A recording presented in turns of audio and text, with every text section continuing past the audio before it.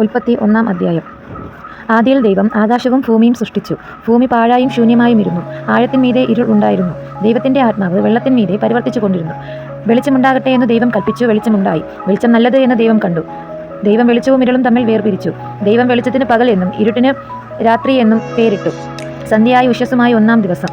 ദൈവം വെള്ളങ്ങളുടെ മധ്യേ ഒരു വിധാനം ഉണ്ടാകട്ടെ, അത് വെള്ളത്തിനും തമ്മിൽ വേർപിരിവായിരിക്കട്ടെ എന്ന് കൽപ്പിച്ചു. വിധാനമുണ്ടായിട്ട് ദൈവം വിധാനത്തിന് കീഴുള്ള വെള്ളവും വിധാനത്തിന് മീതെയുള്ള വെള്ളവും തമ്മിൽ വേർപിരിച്ചു. അങ്ങനെ സംഭവിച്ചു. ദൈവം വിധാനത്തിന് ആകാശം എന്ന് പേരിട്ടു. സന്ധ്യയായി ഉഷസ്സുമായി 2-ാം ദിവസം. ദൈവം ആകാശത്തിന് കീഴുള്ള വെള്ളം ഒരു സ്ഥലത്ത് കൂടട്ടെ, ഉണങ്ങിയ നിലം കാണട്ടെ എന്ന് കൽപ്പിച്ചു. അങ്ങനെ സംഭവിച്ചു. ഉണങ്ങിയ നിലത്തിന് ദൈവം ഭൂമി എന്നും വെള്ളത്തിന്റെ കൂട്ടത്തിന് സമുദ്രം എന്നും പേരിട്ടു. നല്ലത് എന്ന് ദൈവം കണ്ടു.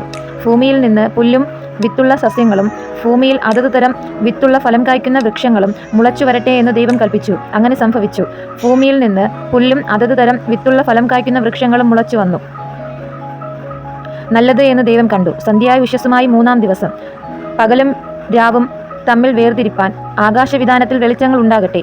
അവ അടയാളങ്ങളായും കാലം, ദിവസം, സംവത്സരം എന്നിവ തിരിച്ചറിയുവാനായും ഉതകട്ടെ. ഭൂമിയെ പ്രകാശിപ്പിപ്പാൻ ആകാശവിധാനത്തിൽ അവ വലിയ വെളിച്ചങ്ങളായിരിക്കട്ടെ എന്ന് ദൈവം കൽപ്പിച്ചു. അങ്ങനെ സംഭവിച്ചു. പകൽ വാഴേണ്ടതിന് വലിപ്പമേറിയ വെളിച്ചവും രാത്രി വാഴേണ്ടതിന് വലിപ്പം കുറഞ്ഞ വെളിച്ചവുമായി 2 വലിയ വെളിച്ചങ്ങളെ ദൈവം ഉണ്ടാക്കി. നക്ഷത്രങ്ങളെയും ഉണ്ടാക്കി. ഭൂമിയെ പ്രകാശിപ്പിപ്പാനും പകലും രാത്രിയും വാഴുവാനും വെളിച്ചത്തെയും ഇരുളിനെയും തമ്മിൽ വേർതിരിപ്പാനുമായി ദൈവം അവയെ ആകാശവിധാനത്തിൽ നിർത്തി. നല്ലത് എന്ന് ദൈവം കണ്ടു. സന്ധ്യാ ഉഷസ്സുമായി 4-ാം ദിവസം. വെള്ളത്തിൽ ജീവജന്തുക്കൾ കൂട്ടമായി ജനിക്കട്ടെ. ഭൂമിയുടെ മീതെ ആകാശവിധാനത്തിൽ പറവജാതി പറക്കട്ടെ എന്ന് ദൈവം കൽപ്പിച്ചു. ദൈവം വലിയ തിമിംഗലങ്ങളെയും വെള്ളത്തിൽ കൂട്ടമായി ജനിച്ചു ചരിക്കുന്ന അതതുതരം ജീവജന്തുക്കളെയും അതതുതരം പറവജാതികളെയും സൃഷ്ടിച്ചു. നല്ലത് എന്ന് ദൈവം കണ്ടു. നിങ്ങൾ വർദ്ധിച്ചു പെരുകി സമുദ്രത്തിലെ വെള്ളത്തിൽ നിറവിൻ. പറവജാതി ഭൂമിയിൽ പെരുകട്ടെ എന്ന് കൽപ്പിച്ചു. ദൈവം അവയെ അനുഗ്രഹിച്ചു. സന്ധ്യയായി ഉഷസ്സുമായി 5-ാം ദിവസം. അതതുതരം കന്നുകാലി, ഇഴജാതി, കാട്ടുമൃഗം, ഇങ്ങനെ അതതുതരം ജീവജന്തുക്കൾ ഭൂമിയിൽ നിന്ന് ഉളവാകട്ടെ എന്ന് ദൈവം കൽപ്പിച്ചു. അങ്ങനെ സംഭവിച്ചു. ഇങ്ങനെ ദൈവം അതതുതരം കാട്ടുമൃഗങ്ങളെയും അതതുതരം കന്നുകാലികളെയും അതതുതരം ഭൂചര ജന്തുക്കളെയും ഉണ്ടാക്കി. നല്ലത് എന്ന് ദൈവം കണ്ടു. അനന്തരം ദൈവം, നാം നമ്മുടെ സാദൃശ്യത്തിൽ നമ്മുടെ സ്വരൂപപ്രകാരം മനുഷ്യനെ ഉണ്ടാക്കുക.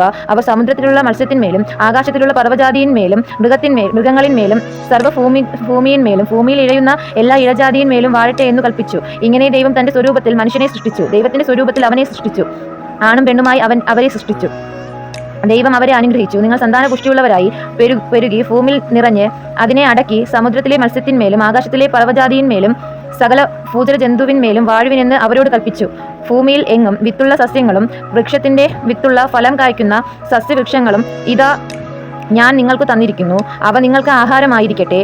ഭൂമിയിലെ സകല മൃഗങ്ങൾക്കും ആകാശത്തിലെ എല്ലാ പറവകൾക്കും ഭൂമിയിൽ ചരിക്കുന്ന സകല ഭൂചര ജന്തുക്കൾക്കും ആഹാരമായിട്ട് പച്ചസസ്യം ഒക്കെയും ഞാൻ കൊടുത്തിരിക്കുന്നു എന്ന് ദൈവം കൽപ്പിച്ചു. അങ്ങനെ സംഭവിച്ചു. താൻ ഉണ്ടാക്കിയതിനെ ഒക്കെയും ദൈവം നോക്കി. അത് എത്രയും നല്ലത് എന്ന് കണ്ടു. സന്ധ്യയായ ഉഷസ്സുമായി 6-ാം ദിവസം. ആമേൻ.